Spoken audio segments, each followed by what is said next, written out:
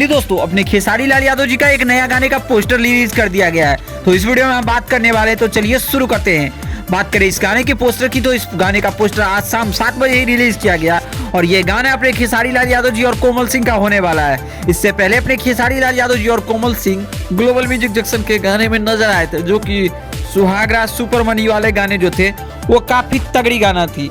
और आप सभी को बता दूं कि हल्का साउंड गाने का पूरा टाइटल था और उस गाने को सुपर हिट होने के कारण अब फाइनली खेसारी लाल यादव जी का एक नया गाना आराध्या फिल्म से आने के लिए पूरी तरीके से तैयार है। और इस गाने का बेहतरीन शानदार टाइटल रखा गया है पायल।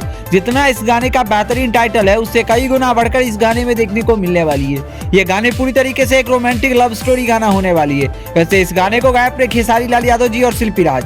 तो फाइनली इस गाने का मोशन पोस्टर रिलीज कर दिया गया। बात करें इस गाने की टीजर और फुल वीडियो की, तो आप सभी को बता दूं कि ये गाने का टीजर कल शाम तक आ सकती है। अगर आप सभी को बता दूं इस गाने से रिलेटेड अपडेट, तो और भी अपडेट आती है तो हम आप सभी को जरूर अपडेट करेंगे।